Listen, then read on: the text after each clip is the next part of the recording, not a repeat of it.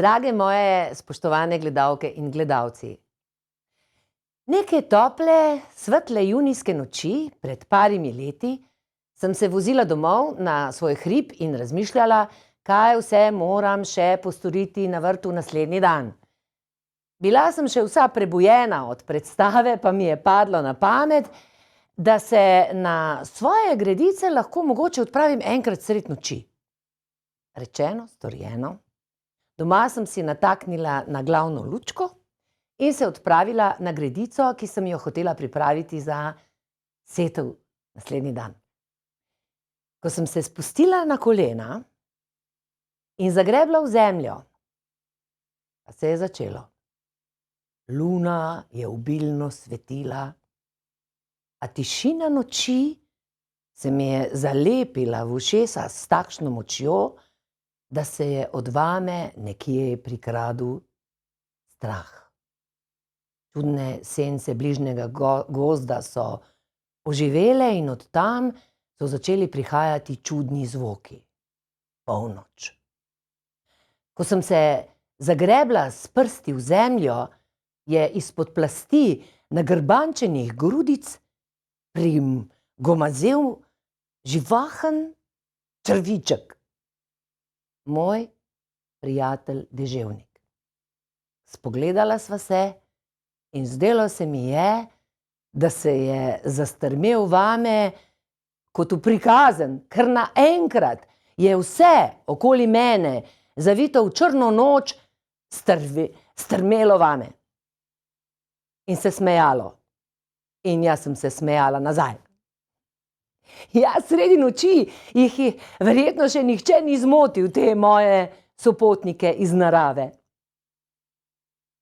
In zato ni naključje, da sem se v Irenino knjigo zaljubila takoj, direktno, brez predigre.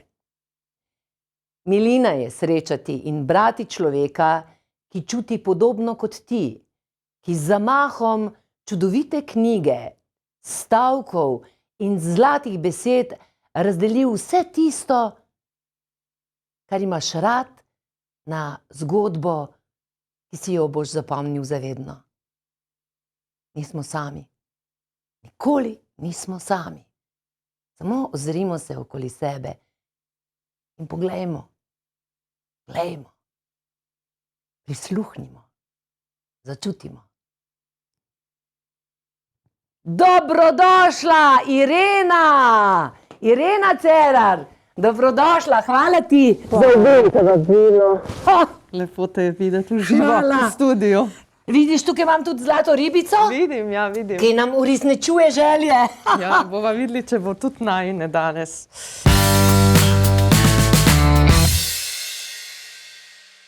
Irena, dobrodošla, jaz sem se tebe veselila, mislim, in zdaj sem res srečna in hvala, jaz se zahvaljujem zlati ribici, da te je pripeljala. Hvala za tak lep uvod, res. Ti se spoznaš na te simbole, kaj je zlata ribica in tako. Kako se ti to zdi, da sem si jo sam pripeljala, tako da, oziroma da kadarkoli imamo dajo, da je z mano, da se boljše počutim? Ja, vsekakor je vedno treba imeti vse podporne sile, da lahko človek dobro upravlja svoje delo. Ne?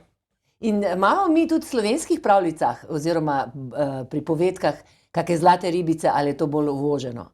Pa mislim, da kar imamo kakšne ribice, tudi v pesmih ljudskih imamo. Ja. To bi ti verjetno vedela, ne? Ja. Da zlate ribice izpolnjujejo želje v naših pesmih. No? Tako da, lej, zdaj vedno se mi zdi tudi, da če imaš, mislim, da tam, kjer se hočeš dobro počutiti, da je fajn, da imaš kakšno živalco, pa rastline. Rastline, nujno. Ja? Ja, tako da sem tudi za rože hvaležna tukaj. Pa še več bi jih bilo en dan, kaj bojo rasle.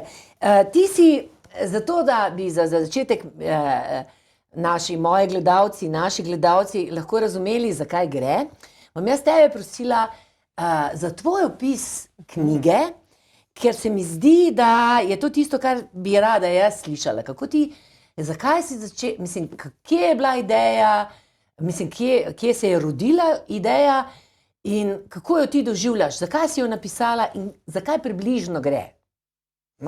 Ja, jaz sem napisala kar nekaj družinskih izletniških vodnikov. In jaz sem jih prebrala in ti moram reči, da tudi to vam to vam svetujem, mislim, fenomenalne ideje oziroma zelo bogat izlet imate lahko s tvojimi temi kako vodniki se reče. Ja, vodniki so, jaz sem raziskovala s slovenskimi ljudskimi pravljicami in povedkami, celo Slovenijo sem prekrižarila. 190, 200 izletov je v mojih knjigah. Ampak potem sem si pa zaželela, da bi mogoče sem dovolj naredila za informiranje, kam lahko mi gremo, če želimo biti sami, če želimo odkrivati nove kraje. Ampak, torej, ne samo na ene in iste lokacije. Ne v Piran, pa na Bled. Obstaja še neskončno drugih možnosti, ki so ravno tako lepe, zanimive, karizmatične, ampak želela sem si pa v bistvu nekaj prispevati k temu doživljanju narave.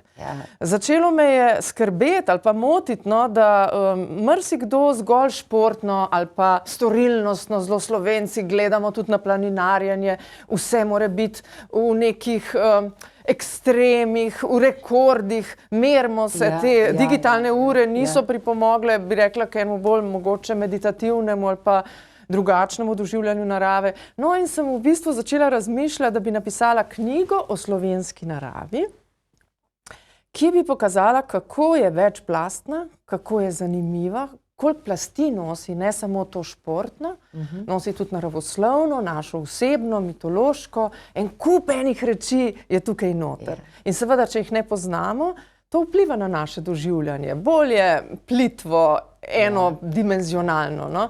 In ko sem razmišljala, kako pisati v naravi, kaj v naravi, nek ključ moraš imeti, nek način, kako boš to povedal, sem pa prišla do ideje, da bi obiskala vse naše značilne habitatne tipe. To so življenjska okolja, v katerih živijo različne živali in rastline, in ker smo mi taka majhna deželica, imamo na majhnem prostoru veliko različnih teh življenjskih okolij. In jaz sem želela v tej biotski raznovrstnosti Slovenije, ki je ena dolga, zapletena biodiverziteta beseda, pisati, ne da govorim o teh strokovnih rečeh, ampak da jih doživim na lastni koži, na lastni izkušnji. Ker to je tisto, kar nas zanima, to je tisto, kar nas gane, to je tisto, s čimer se bralci lahko povežemo. In sem si zadala, jaz rečem, eno takšno gospodinjsko pustolovščino, ker ženska gre težko, za 4 mesece od doma v neko tujo deželo, da bi prehodila kakšno neverjetno pot, še zlasti, če je mama, če ima še druge obveznosti, toliko vlog igramo v življenju.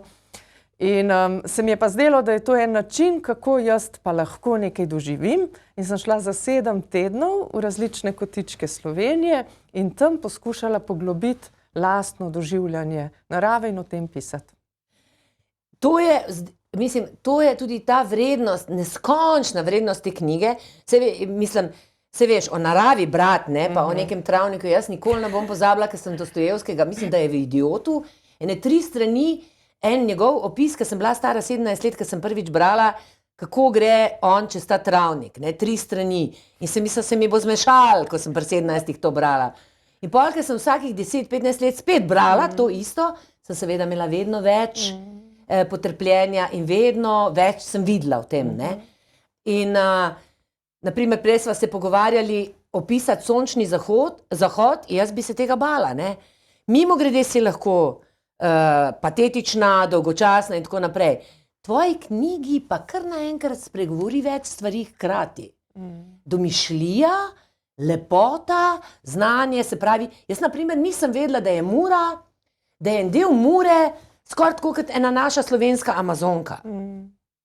In zdi se mi, da sem prav vonjala tiste stoječe vode, močvirje, razlite vode in tvoji, a si ti, mislim, se s ptiči kdaj ukvarjala, namreč ti jih opisuješ, te ptiče in kako ste jih čakali. Mislim, kar naenkrat sem še jaz začela drugače gledati ptiče. No, to je bil tudi moj namen. Jaz sem imela to srečo, da sem se družila z enimi velikimi poznavalci ptic, v vsej knjigi. In ti ljudje so tako strastni za ptice in kako govorijo o njih, koliko vejo, kako to delijo.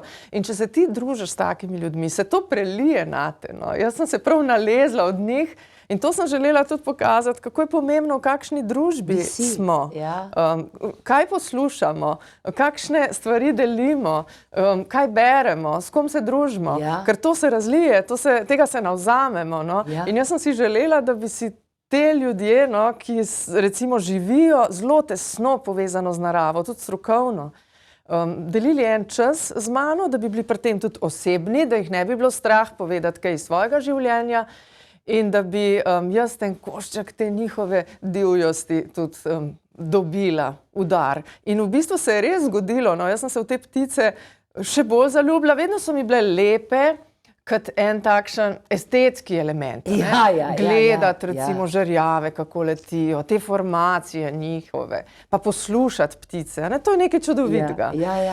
Ampak tako se mi zdi, da sem vseeno premalo vedela o njih, premalo sem se zanimala zanje. No? Zdaj sem si kupila daljnogled, oziroma dobila sem ga za rojstni dan, kaj lažem. Dobila sem ga takoj, ko sem končala to knjigo, sem ga dobila za darilo. In recimo na polici v kuhinji imam tudi eno knjigo o pticah in ker imam krmilnico in mi hodijo zdaj celo zimo jesti in jaz potem takoj pogledam v knjigi, če je kaj novega, če koga ne poznam. Pa kdo so zdaj ta bitja? No? Zanima me, kdo so, kako živijo, kaj počnejo, koga imajo rade, kaj jejo. Tako ne, pač želim spoznati njihovo osebnost. Ker če ti je nekdo všeč, ga želiš spoznati. Vse to sem hodila reči, da se mi je zdelo, da so kakšni možički, ker naenkrat so skoraj imena dobili, mislim, osebna imena.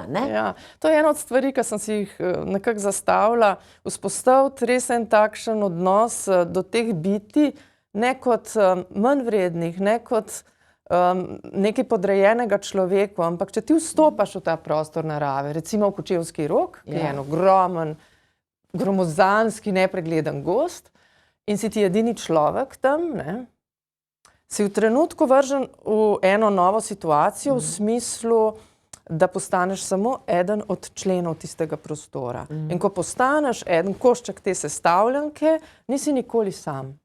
Vedno se počutiš dobro in vedno je nekje nekdo, ki s tabo živi, samo ni človek. Ne? In recimo ta percepcija se je meni res spremenila.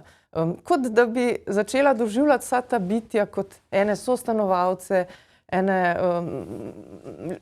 neka bitja, ki z mano delijo ta prostor, ta planet, ne samo, da v to kategorijo štejemo ljudje, pa čist nihče drug. No. To se je res spremenilo. To je tudi ta dimenzija, a veš, danes se govori, naprimer, predvsem te z področja duhovnosti ali pa tega psihičnega zdravja. Nikoli nisi sam. In mi tega ne razumemo, ne ponotranjimo, ne razumemo, ko naprimer ostaja na nivoju teorije nikoli nisi sam, ne? In pa je človek, naprimer, sam v gozdu. In potem pride ena pisateljica in ti reče, odpri ušesa, odpri oči in prisluhni in veš, da nisi sam.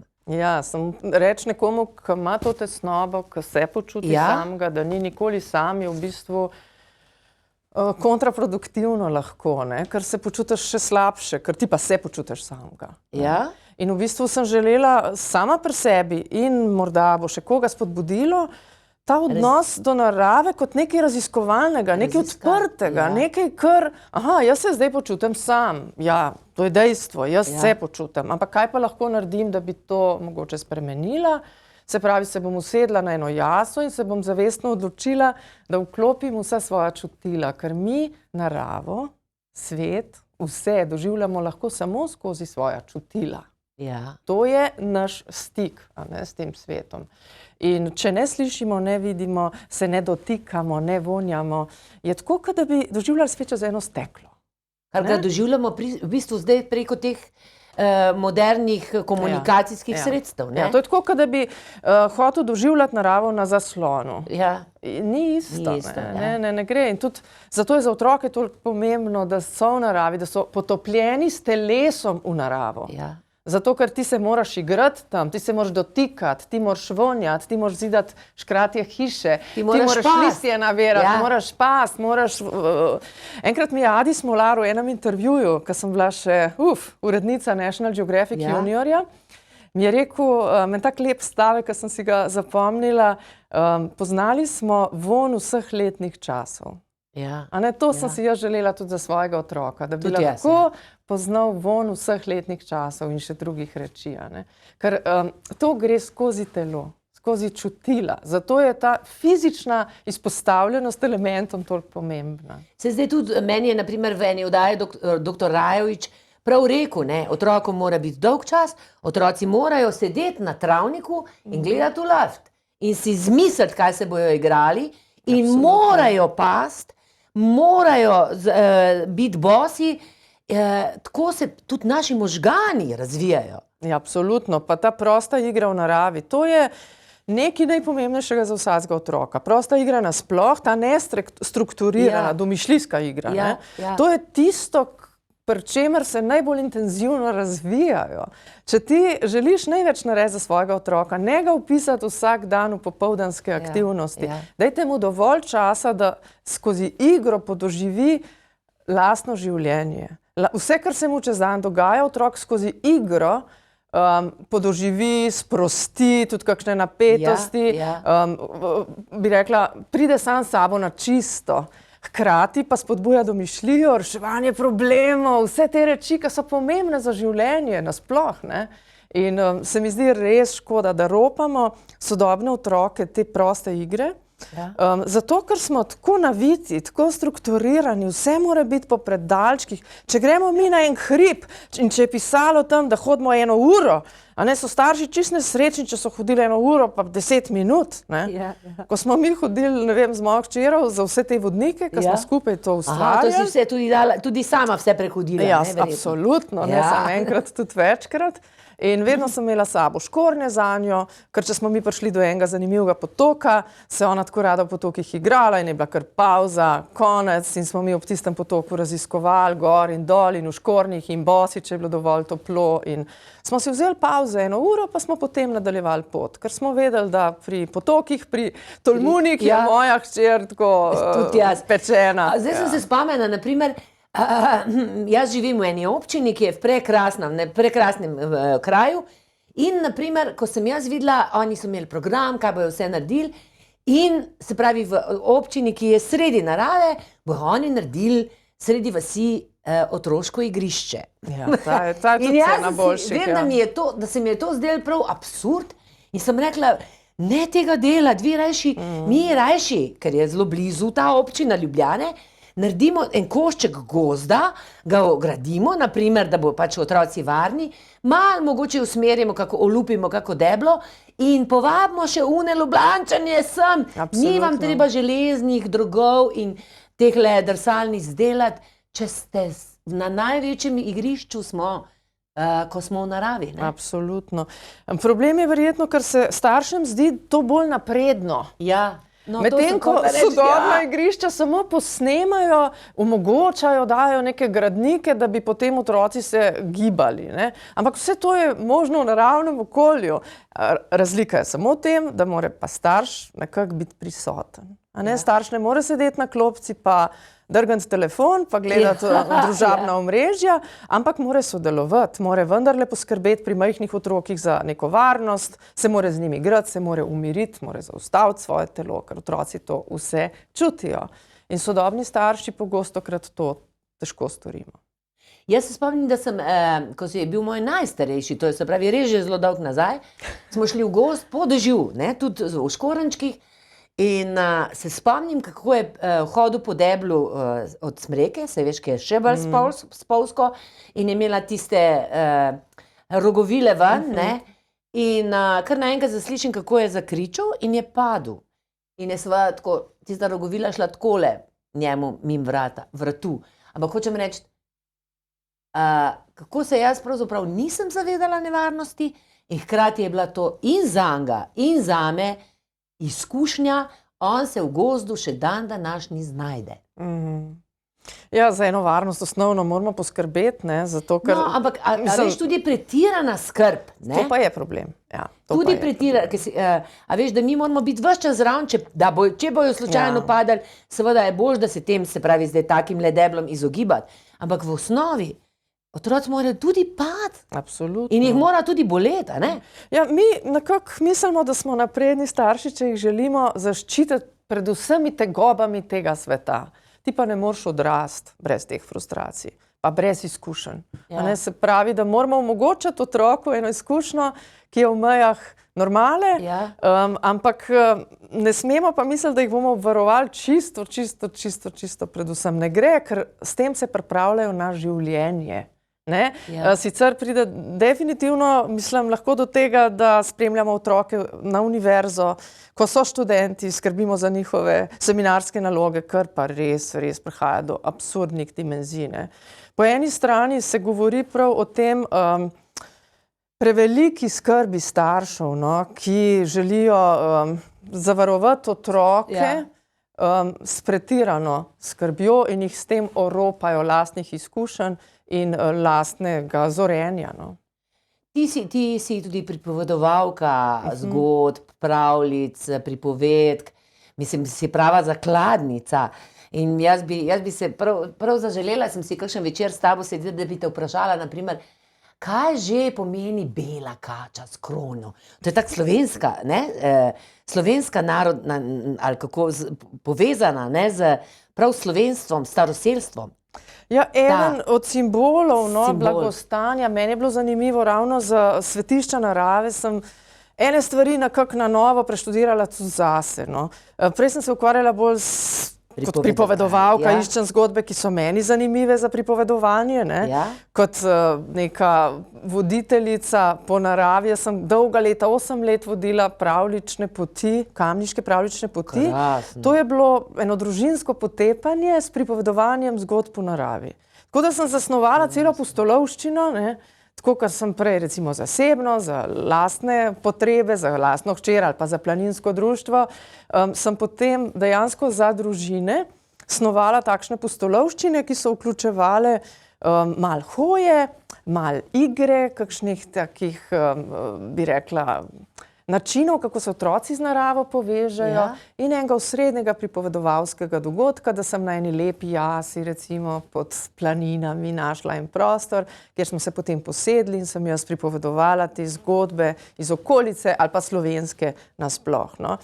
Zdaj za ta svetišča sem si pa najprej, moram reči, nisem želela mitoloških vsebin vključevati, ker se mi je zdelo, da me vsi poznajo po pravljičnih poteh in da bi jaz zdaj kaj drugega. Ja. Ampak potem se je hitro izkazalo, da bi bilo to škoda. Zato, ker je to ta duhovna dimenzija naših prednikov. In če je ne poznamo, smo spet oropani za eno dimenzijo, ki je pa meni tako ljuba, no, ta mitološka plat. In sem šla gledati, kaj so gozdovi pomenili našim prednikom. Kaj so v njih videli, česa so se bali, ne? Kakšna simbolika je vezana na gozd. Reka, jama, gora, to so sami arhetipi. Ne? To so stvari, ki so zelo pomembne, čisto v arhetipskem tem najstarejšem smislu. No? In sem se kar jaz tudi veliko novega naučila, no, bi rekla. Ja, veš kako, zdaj, ko te poslušam, se mi zdi, da kaj da bi ves čas sam govorila ljubezen. Ne vem, nekaj tako takega vzbuja to v meni. A veš, jaz, ko sem prebrala tvojo knjigo, je bil nek čas, ki sem po vseh časopisih brala, kako je grozen živeti v tej Sloveniji in ne vem, kaj še vse. In sem jo v prvem hipu dojela, mislim, ljudje, pa zakaj ste sam jezni, pa nezadovoljni? Mislim, in stalno gledamo ven, stalno se primerjamo.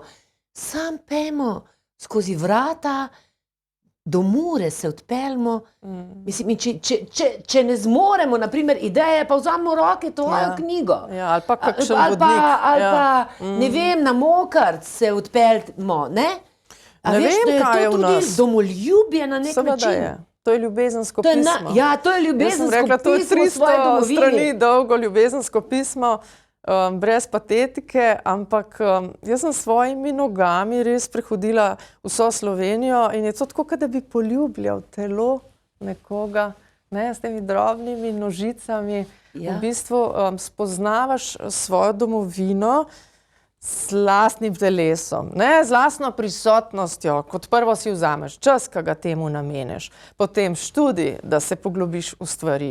Ne, in to se mi zdi pač edini način. Dotakneš se zgodovine teh krajev. Tako. In ena razgledanost, ne, če imaš nekoga rad, ga moraš poznati. Tisti, ki kriči, ne, da je domoljub, pa ne loči, ne vem, Piranske punte od Poreča, recimo, žal ni, ne, domoljuben. Jaz mislim, da je tle so to velike reči, no, to domoljubje je tako zlorabljeno. Ne? No, se ravno zaradi tega, ker je tako zlorabljeno, ker je samo na politično nivo tako, manipulira se manipulira, s tem. ja. Pravo domoljubje do te zemlje, fenomenalne. Ja, je pa oseben odnos, ne? Ja. Je treba nekaj časa temu posvetiti in nekaj znanja tudi pridobiti, ne? In to se kaže v posvečenosti, no, enega časa, ene energije, ene ljubezni do tega, s čimer se ukvarjaš. No. In jaz mislim, da je to res eno ljubezensko pismo. No. Po drugi strani pa, tako kot si rekla, ne vem, kot da bi pozabili, kot da smo res popolnoma polarizirani, zmanipulirani strani politike, medijev, družabnih omrežij, da pozabljamo, kje živimo. No. Mi živimo v eni zelo posebni deželi, no, in ta dežela je res izredno raznolika. Po enih merilcih imamo eno največjih biotskih raznovrstnosti na svetu, ne samo v Evropi, na svetu. In da mi nismo vsej malo hvaležni, da imamo to možnost, da imamo toliko zavarovanih območij, da imamo take čudovite gozdove, da imamo vodo, ki je na vse zadnje javna dobrina in je pitna v Studencih in ogromno vode imamo, to je bogatstvo. So dežele, kjer se že zdaj borijo z pomanjkanjem pitne vode in nam se zdi to vse samoumevno. Nam se zdi vse samoumevno in tisto, kar imamo, se nam ne zdi nekako dovolj, vredno dovolj, ampak nam pa kar pripada, ne? In ves čas iščemo vse, kar je narobe. In to je en koncept, ki je zelo nevaren. Nevaren za lastno, bi rekla, duševno pa psihično počutje in zdravje. Ker se mi zdi, da to te tako obremenjuje, da si res na koncu eno nezadovoljno bitjece, ki ždi s telefonom pred nekim zaslonom. Ja, ima občutek, kako je Slovenija majhna in nepomembna. Mi si dobesedno sami s temi mislimi kreiramo to majhnost in pritlehnost. A veš, da se je meni življenje spremenilo, ko sem jaz bila pred mnogimi leti v Angliji in je bil tam en Eden Project, se je reklo, kakor rajski vrt, so iz ene gramozne jame naredili take kupole in tam si pol, mislim, da 5 celin lahko so ustvarjali klimo znotraj tistega in potem so imeli pa še plus program, da so nas peljali na en travnik, za katerega smo, mislim, da morali plačati po osebi 30 funtov, tega ne bom nikoli pozabila. Za obisk travnika? Ja, da smo prišli do ene točke, ki je bila enkrat 1 meter takole ogrejena in potem je on nam kazal in je rekel, da na tem koščku zemlje, 1x1, je na tem travniku, naprimer, kaj jaz vem, 100 ali 300, zdaj številke sem pozabila, različnih rastlin raste in da je to nekaj posebenega. In jaz pridem domov in grem v eno cvetličarno, mislim, da je to gospod Lušin bil takrat in mu to prepodujem, kakšne travnike imajo v Angliji, ne, in pravi on, ki se je z rožami ukvarjal in je rekel, Zvezdana, 5 ti na naš kvadratni meter travnika, tam jih je pa 1000 ali pa 10.000, to se pravi 2x, 3x, 10x več kot tam. In od takrat naprej jaz drugače hodim po naših travnikih. Ja, recimo Angleži imajo toliko zmanjšano biodiverziteto, da ogromno ptic sploh ni več. Recimo kukavce pri njih ni več. Pri nas kukavico lahko slišiš, ko je njen čas vsak dan. Marsikaj res še imamo, kar je druge rariteta. Iz angleščine izginjajo besede, ker recimo živalskih pa rastlinskih vrst nimajo več. A daj. Ja, zaradi industrializacije je šlo to pri njih zelo agresivno, zelo hitro.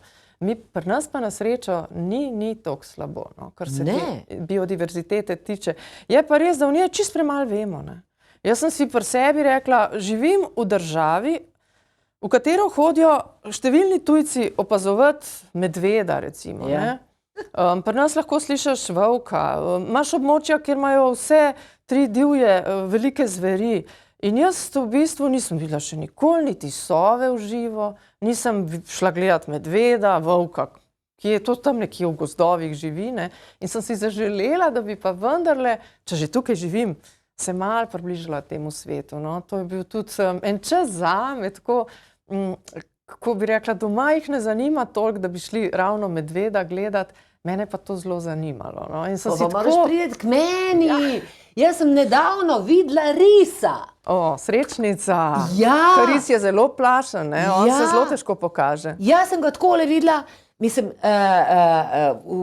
mi imamo te živali v električnem pastirju zaprte in kar naenkrat mrtva naša kozica. In jaz pokličem lovca, da on vedno pogleda, kaj se je zgodilo, ne?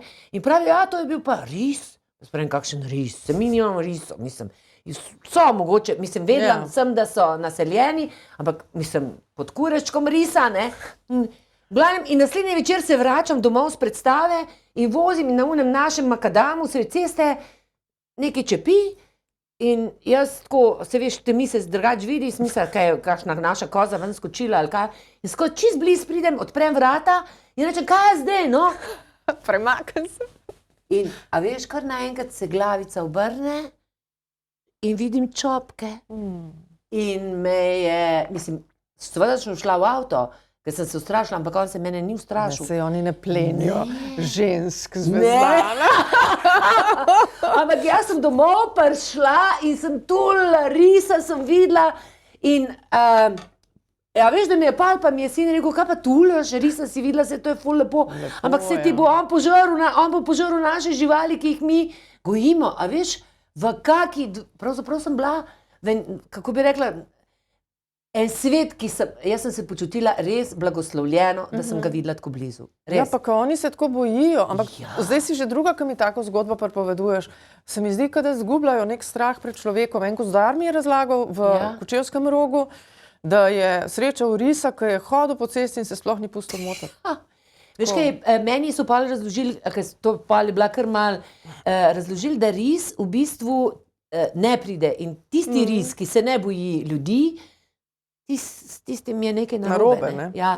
Ker jaz sem rekla, da zakaj ga ne uspavate, pa vrnete nazaj v Kočevski Rog, je rekel, nikoli več, on se ne bo, mislim, on bo vedno zdaj silil ljudem, ne. Bo zgubil, ne. Tako da, jaz sem pol objavila to na družbenih omrežjih z zapisom, kjer sem hotela ohraniti to svetlobo in svetost tega dogodka in ponos, da imamo risa, mi imamo, pa hkrati tudi razumevanje za naše domače živali, s katerimi živimo in za katere skrbimo, ne. Seveda, tukaj je človek vedno v tej vojni. Treba ravnovesje, ne?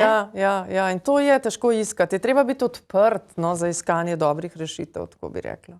Pa tudi še nekaj, glede na to, da tudi medved mi je potrkal na vrata, jaz se, a priori sem se odločila, da se divjih živali jaz ne bojim. Ja, se prav. A pa imaš te medovarne, smetnjake pa to? Jaz sploh, mislim, prvič, veš, kaj te medved, kaj te narava nauči, da jaz vsako smet, ki jo ustvarim, mislim, se je zavedam, ker jo moram nesti v dolino. Se pravi, vedno manj smeti ustvarjam in zelo pazim, da ne puščam nikjer na kmetiji ničesar, kar bi njih privabila. Ja, ker to je problema, ne. Ko pridejo z lahkoto do hrane in potem se vračajo, ne. Tako da moramo to ravnovesje ljudje, narava, tudi nekako z enim občutkom, a ne? Ja, pa jaz tudi mislim, da se je dobro pogovarjati, pa vprašati tudi ljudi, ki o tem veliko vejo. Ti si se tudi, naprimer, o jamah, koliko si, mislim, si imela vodnike, kaj so ti vse govorili. Mislim, to je fenomenalno tisto potovanje, ker se mi je zdelo, ker sem se še jaz bala zate v knjige, až zdrsenla, ali ne? Ja, te Škocjanske jame, to je bil, ne vem, a lahko rečem, ampak mogoče res najlepši teden od vseh 7 tednov, ker ni šlo nič narobe, veliko sem bila sama, pa ko sem bila pa z ljudmi, sem bila pa s takimi res odličnimi, no. In to, da so mi v Škocjanskih jamah omogočili, da prespim v jami, ne, zame je bilo to, jaz sem si to zelo želela.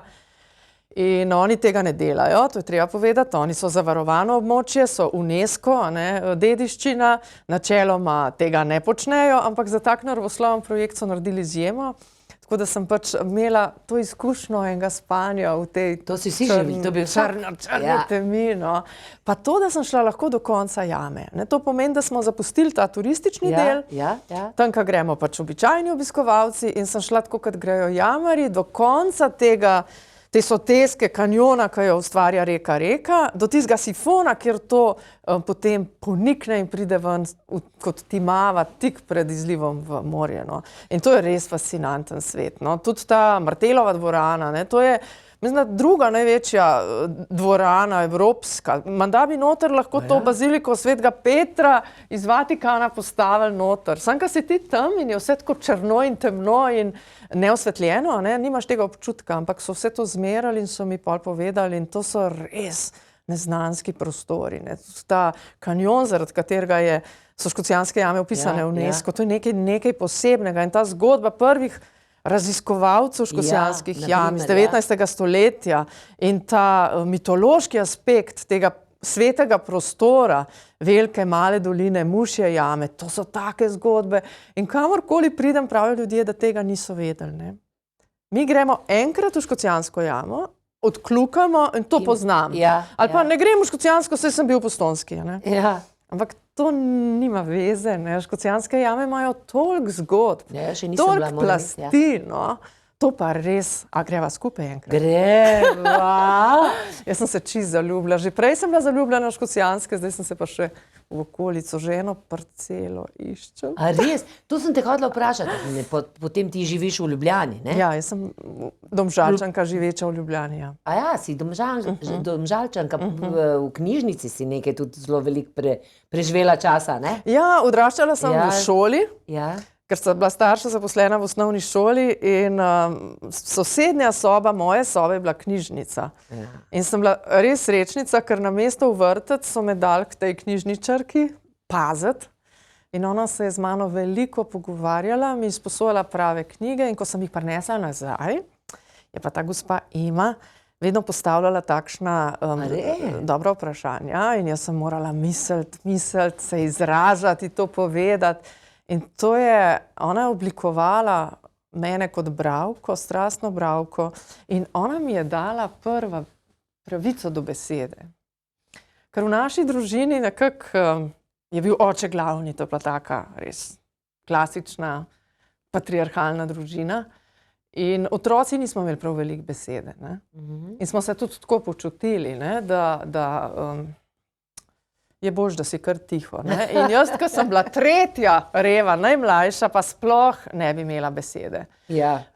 Tako da ta knjižničarka, sem kasneje ugotovila, ne, je opravila eno res pomembno vlogo v mojem življenju, ker mi je dala to pravico, da spregovorim. Ustvarila je prostor zame in izvala me je, da razmišljam in da govorim. In s tem sem jaz nekako si upala vzeti prostor. Zato jaz danes tukaj sedim, drugače verjetno ne bi. Ne? Ker imam občutek, da je zame prostor, da lahko spregovorim, da imam kaj povedati in da sem tudi slišana. In to naj biti načeloma zagotovili starši, ampak včasih je pa pomemben kakšen drug odrasel, da to vlogo zate opravi. No. In ona jo je zame zagotovo, ker jaz sem postala strastna bralka, sem bila potem pač odlična učenka in kasneje sem šla študirati književnost ravno zaradi te osebe. To si zdaj načela tisto, kar jaz tudi velikokrat premišljujem. Tudi jaz sem igralka, oziroma vse, kar sem, zaradi učiteljic, ki so me videle in slišale in mi dale besedo. In je to tudi, mislim, ena stvar, o kateri bi se morali mnogo več pogovarjati in posvečati temu fenomenalnemu poklicu z veliko začetnico učitelj, ker daleč nisva edini, ki so taki učitelji oziroma neki ljudje vplivali na nas. Ne? Ja, zelo pomembna vloga. Ne? Jaz se bojim, da zdaj se s toliko drugimi rečmi ukvarjajo, ne? Da vprašanje, koliko imajo sploh časa, energije videti pa slišati te otroke, ne? Ker prihajajo iz zelo različnih okolij. Ne? In včasih je res dovolj en sočuten odrasel, da se življenjska pot nekega človeka da si upaš gre čisto drugam. Kamor te vleče srce, tako je, ja, da slišiš, da te nekdo sliši. Ampak zdaj, ko si mi to povedala, kaj pa je pa bilo, da te je? Mislim, kaj se pa je zgodilo v tvojem življenju, da si, mislim, fibromalgija, ne, je tvoja Ja, zdravstvene težave, kaj pa drugega. Zdravstvene težave so tiste, ki nas prisilijo včasih, da kaj drugače pogledamo. No. Jaz sem imela že dolga leta težave s hrbtenico, eno kar zoprno operacijo vratne hrbtenice, 8 mesecev bolniške, ki me je v bistvu čist prisila, da se zaustavim, da pogledam na svoje življenje, da premislim, kako naprej. In po tej operaciji pa še ta diagnoza sindroma kronične razširjene bolečine, temu reče, oziroma fibromialgije. In to je ena zoprna reč, ki popolnoma spremeni tvoj način življenja. V bistvu moraš živeti v sozvočju, delati toliko, kot zmoreš, delati stvari, ki jih imaš rad, biti obkrožen z ljudmi, ki ti dajo energijo, ne jemljajo. Nekako modro, bi rekla, vijugati v tem zelo nasilnem, zapletenem in dinamičnem življenju, da ni vsega preveč, ker potem moj nevrološki sistem, bi rekla, je prenasičen. Meni je hitro vsega preveč. Če imam en dan veliko ljudi, veliko družabnosti, jaz imam zelo rada ljudi. Jaz sem zelo rada med ljudmi, ampak potem naslednji dan moram biti pa malo sama, pa malo v tišini, da jaz malo to predelam, da se to malo usede. Tako malo rabim več časa kot nekoč. In če živim modro, potem lahko normalno funkcioniram. Jaz še vedno veliko postorim, samo ne pa tako kot včasih. Jaz sem bila nekoč kot en stroj za delo. A te to, da si bila stroj, v bistvu pripeljalo, ker te poškodbe s hrbtenico in tako je to ponavadi zelo delovne ljudi zadene. Jaz sem imela to že kar od 18. leta. Ja. In v bistvu sem skrbela zase, tako kot sem mislila, da je prav, no vedno sem se pač veliko gibala. Z jogo sem se ukvarjala, tudi sem bila 12 let inštruktorica joge. A res? Katere joge? Ma ne bi zdaj. Ne bi reklame delala nikomu. Jogi. Ampak sem res 20 let kar intenzivno se z jogo ukvarjala, pa še vedno zase delam in tudi meditirala sem 20 let, res vsak dan, neprekinjeno. In še vedno meditiram. Tako da imam neke te prakse in to je izredno dobro za ta tip težav zdravstvenih. Če vsega tega ne bi počela, Bog ve, kaj bi bilo z mano. V bistvu mi vse tehnike, ki umirjajo nevrološki sistem, vse, kar usklajuje vse funkcije naših možganov, vse to je odličen zame. Vse bolj meditativne reči. Ker moj nevrološki sistem je drugače tako vznemirjen, hiter je vsega preveč. Tako moram budistično, tako zelo mirno. Vemo, če mi govoriš, jaz sem bila lani v Peruju in jaz nisem mislim, skončno imam rada gore, ampak hodec pa nisem, ampak sem mislila, trekking, bom že, In ko sem po 4 urah hoje navzdol, brez palc, ker se mi je zdelo, da jaz pač palc ne rabim, mislim, amaterka čista, ko sem se prvič v življenju oglasila moja kolena, in ko sem pa hkrati začutila to brezčasno hojo, ki me je v bistvu vabila v neko meditacijo, pa hkrati najhujš, kar sem v življenju doživela, drugi lahko grejo hitreje, ti si pa zadnja. Čist nepomembno. Mislim, to si mi delamo v naravi. Ja, primerjamo se, saj se ves čas primerjamo, saj je cela kultura taka, da se ves čas primerjamo, ampak velika modrost pri najnih letih je poslušati sebe, svoj naravni ritem, svoje telo, delati stvari v svojem ritmu, če se le da. Organizirati življenje tako, da imaš občutek, da si ti tisti, ki ga usmerja, ne da samo kaj zamašek si na enem hudourniku in te nese in ne moš na nič vplivati. Ker tudi to se mi zdi, da je zelo slabo za naše, ne vem, čisto duševno, psihično počutje. To, da obvladuješ svoje življenje, da voziš toliko hitro, koliko zmoreš, potem varno tiste ovinke speljati. Ne, da greš kar po šrek in se potem dogajajo nesreče. In naše telo je tisto, ki je najbolj iskreno. Telo vse pove. Telo pokaže. Ampak mi ga načeloma ignoriramo, dokler ni toliko daleč, da ne moreš več. Jaz sem obležala, recimo. Toliko časa sem delala, ignorirala vse te glasove, da je treba upočasniti, da moram manj delati. Jaz sem imela res 3 službe tudi hkrati. Ne, bila sem urednica National Geographica, ki je bil mesečnik, to smo skozi, to je bilo kot hrček, 15 let Pa to se jaz spomnim, moji hrčkastega otroci smo to urednikovanja. brali. No, to sem jaz delala Ja. 15 let. Ja. Pa to je bilo fenomenalen časopisek. Ja, res krasna, zelo strokovno narejena Ja. revija. Potem sem pripovedovala pravljice, organizirala festivale in pisala knjige in to vse. In se mi je zdelo, da imam za vse energijo, ko sem tako gorela in žarela ob teh rečeh. Ampak imela tako rada tudi. Tudi dobrega je lahko preveč. Ne? Moje telo enostavno ni zmoglo vse te moje Tudi dobrega je lahko preveč. Ja, ne more vsak hobi, vse, kar imaš rad, postati delo, posel. Ne? Nekaj bi vedno mi kar iz tega naredili. Ne? Ja. Sem Se prepoznam. začela hoditi na jogo zase, pa 1, 2, 3 sem bila že inštruktorca joge, sem že naredila vsa izobraževanja, seminarje, ne? Sem rada pripovedovala pravljice, sem bila že na odru, sem bila že profesionalna pripovedovalka, sem se že izobrazila, seminarji, tečaji, leta in leta. Ne? Iz vsega sem naredila nekaj. Ne? Sem rada pohajala, sem začela delati izletniške vodnike. Ne? Zdaj pa pazim zelo na to, da so kakšne reči samo zame. Samo za mojo dušo, brez koristi.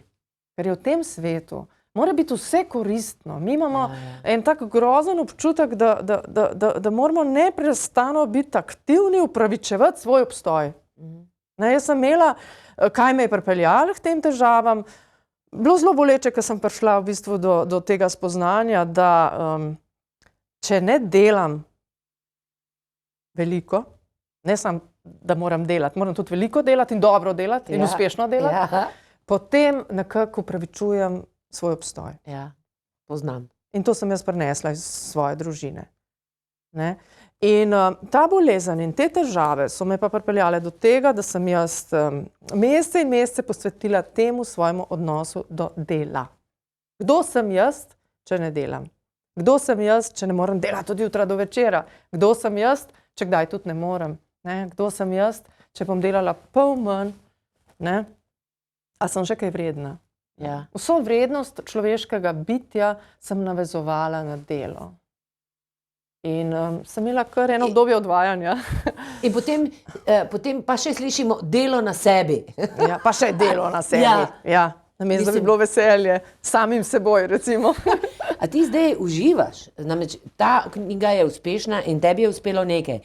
Tebe stroka in daje vrednost, literarno vrednost. Vse vrednosti, ki jih pač ena stvar, eno delo, ki si ga naredila, v bistvu dobivaš priznanja in ljudje te radi beremo in vse to. A zdaj uživaš? Ja, jaz sem uživala že prej, ampak zdaj sem pa hvaležna za to, da lahko živim eno življenje, ki je ukrojeno po moji meri in hkrati nagovarja tudi druge. No, to se mi zdi pa tako lepo. No. Že svojim delom sem to poskušala. Jaz potrebujem en občutek enega poslanstva, da nekaj izboljšujem, nekaj dodam na svoj način. Ne. Vsak je rojen za nekaj drugega. Jaz pač ne morem biti neka, ne vem, ekološka aktivistka. Nekako nimam tega v sebi. Lahko pa navdušujem ljudi, lahko jih spomnim na ene reči, povabim sabo. Ne. Jaz sem pokazala, kako jaz vidim svet, kako vidim naravo in enim to res odpira oči za en lasten, bolj dinamičen odnos do teh reči. Kot plastelin, no, da rečeš, jaz bi pa vseeno mogoče poskusil še kaj novega. Jaz bi pa na naravo drugače pogledal. Jaz bi pa nekaj naredil, ker očitno je nekdo na domačem pragu to uspel. In zakaj ne bi tudi jaz? No? To je res, to sem res jaz. To je ena destilacija cele mene, vsega mojega znanja, vsega, kar sem se naučila o interpretaciji naravne pa kulturne dediščine, teh vodniških znanj, ki jih imam, teh literarnih knjig in znanj, ki jih imam. Vse sem nekako predestilirala v to knjigo. In kaj bi bila, na primer, ker ti poznaš tudi te vile, pa škrate, pa mislim, jaz se spomnim, ker jaz sem tako rada peljala moje sinove v gost. In pa smo v kakšni Grči videli neko luknjo in pa so vsi začeli gledati. In se rekla, moramo biti njim tih, tlele moramo iti njim tih, da se ne bojo palčki prebudili. Mislim, to je fenomenalen svet. In tudi otroški svet, ki verjame v to, je ti odpre srce. Ne? Kaj bi bila? A bi bila ajdovska žena? Ne bi bila, to so velikanke, jaz sem čisto premajhna za to. Ja, kaj bi bila, če bi lahko bila? Vedno sem govorila, da bi bila bela žena, ker so to take gorske vile, ki imajo vsa znanja o zemlji in o zeliščih.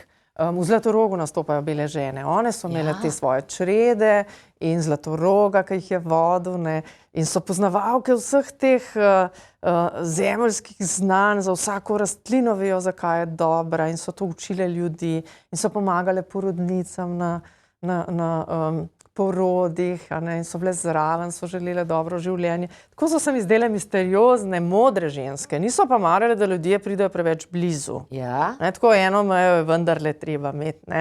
Ker ljudje so pa hitro ponudiš prst, hoče trgati celo roko. Tako kot se zdaj v gorskem svetu dogaja. Želimo si obiskovalcev, ampak si ne želimo kolon in vrst na eni in istih hrib, recimo. In to je problem za okolje, za vse tiste druge prebivalce, o katerih smo prej govorili, ki tam živijo, ko mi gremo domov. Ja. To je problem in se te spremembe že dogajajo.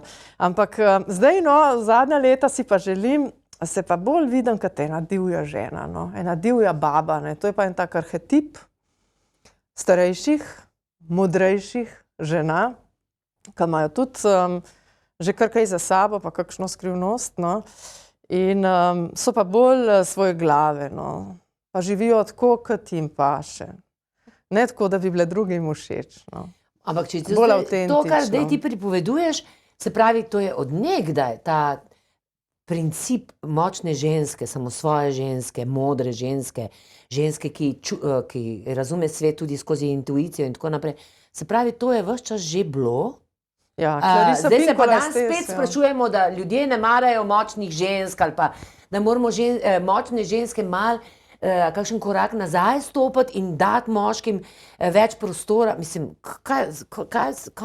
kakšen čas je naš čas, kaj nam čas pripoveduje, glede na to, kar že vemo iz preteklosti. Kaj smo mi zdaj to vse pomešali? Vse močne ženske so očitno bile. Vedno so bile, seveda so bile. Samo pač v različnih življenjskih obdobjih, mislim, v zgodovinskih obdobjih so imele različno vlogo, bali so se jih pa vedno. Zato, ker pač takšne samosvoje ženske ne moreš ukalupiti, ne moreš jo imeti tam, kjer bi jo ti želel.